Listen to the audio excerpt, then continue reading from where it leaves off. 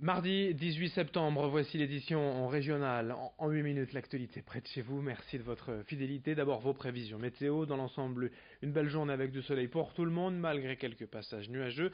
De plus en plus nombreux tout de même au fur et à mesure de la journée. Attention également au vent, parfois fort en rafale. Les températures, elles restent bien supérieures aux valeurs de saison. Avec cet après-midi, 20 degrés à Calais, Boulogne, Le Touquet, à Dunkerque, 22 à Saint-Omer et 24 degrés à Lille. On en reparle bien évidemment après ce journal. On évoque d'abord dans cette édition la première rentrée à l'université de Lille depuis la fusion des trois entités, Lille 1, Lille 2 et Lille 3. Aujourd'hui, 99,5% des candidats auraient trouvé une place en cursus via la plateforme Parcoursup, soit près de 14 000 étudiants inscrits à l'université lilloise, devenant ainsi la première en France en termes de flux.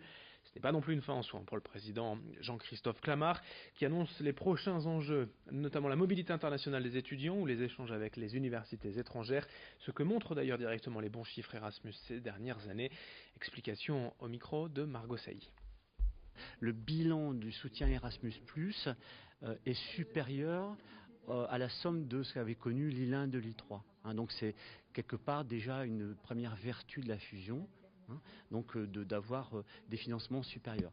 L'enjeu pour moi, pour l'Université de Lille, c'est la mobilité internationale. Et évidemment, la mobilité entrante est un indicateur d'attractivité, mais il est aussi de notre devoir, notre responsabilité, d'inciter, d'inviter, ces jeunes générations à s'exposer à d'autres cultures et les inciter à aller donc faire une mobilité internationale.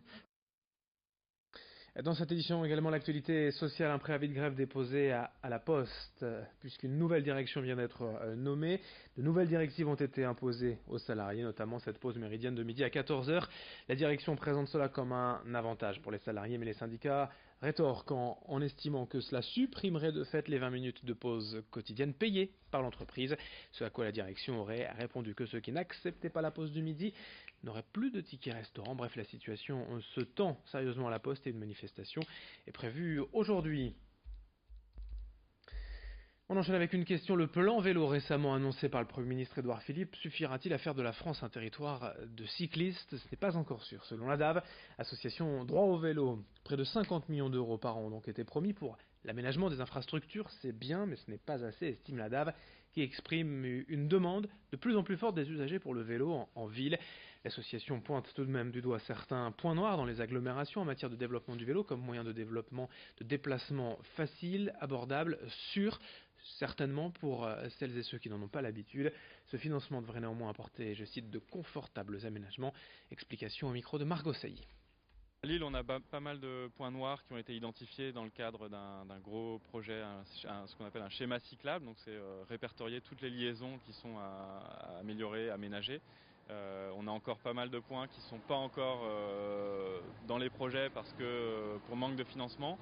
On espère que ce cofinancement permis par l'État permettra à la métropole européenne de Lille d'accélérer encore les projets de façon à ce qu'on ait un réseau qui soit continu. Lille a voté il y a 2 ans un financement, un budget de 30 millions d'euros jusqu'à la fin du mandat, donc en 2020. Et donc ce budget qui est intéressant parce que c'est la première fois qu'on a un budget sur plusieurs années et aussi important. En revanche, ce n'est pas encore suffisant pour traiter tous les problématiques liées aux infrastructures. Donc il y a encore des besoins de financement et ce plan national vélo pourrait y contribuer. En bref, 2 salons à vous annoncer à Lille Grand Palais demain, le salon de la rentrée pour les étudiants. En mal d'inscription, il y aura des établissements proposant encore leur inscription en ce mois de septembre. Des conférences et ateliers également au programme pour bien réussir sa rentrée et son année scolaire. Dans le même temps, le forum Recrute D, demain donc à Lille Grand Palais. Pour les demandeurs d'emploi de CAP à Bac+5, des entreprises proposeront des postes en CDD, CDI et en intérim.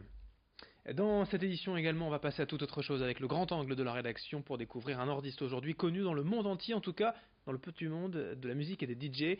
Quentin Volant, alias Mark Lower, est régulièrement sollicité par les plus grands clubs de la planète. Il est à l'aise aux platines et derrière son ordinateur, si bien qu'il compose et produit lui-même ses titres. Portrait d'un nordiste qui n'en a pas fini de faire parler de lui, signé Idil Gunay.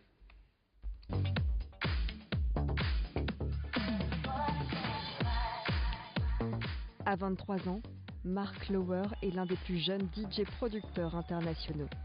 En Europe de l'Est ou en Amérique du Sud, comme ici au Brésil en 2016, il enchaîne les DJ sets dans les boîtes de nuit les plus célèbres. Mark Lower, né Quentin Volant, nous l'avons retrouvé chez lui dans le bassin minier. C'est ici qu'il compose et produit ses titres électro. En 2012, l'un de ses morceaux a enregistré 60 millions de vues sur YouTube. Le titre c'est Bad Boys Cry, c'est le premier vrai morceau que j'ai vraiment fait tout seul, on va dire, l'un des premiers que j'ai vraiment fait tout seul.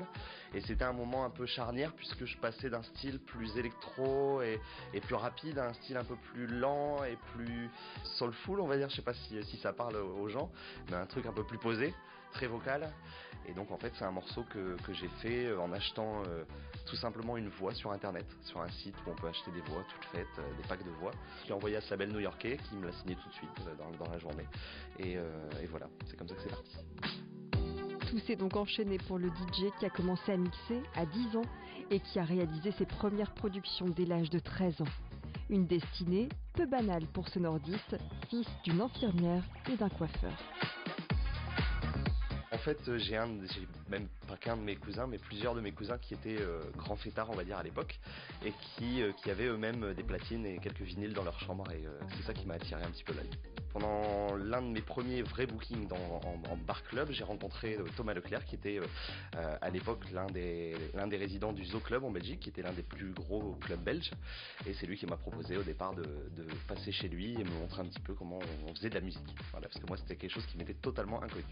Si je peux continuer à tourner un petit peu dans le monde entier comme je le fais à l'heure actuelle et puis produire par la suite pour d'autres personnes, pourquoi pas, ça me plairait aussi bien dans la musique électronique que pourquoi pas d'autres styles de musique. Je suis vachement ouvert à tout ça, ça m'intéresse également, je trouve que c'est super enrichissant de travailler avec d'autres personnes. Récemment, Mark Lower a travaillé avec les musiciens de Michael Jackson, Whitney Houston ou encore Alicia Keys, des rencontres qu'il entend bien développer aux 4 coins du monde. En musique, on termine ce journal régional. Merci de votre fidélité. Très belle journée à toutes et à tous.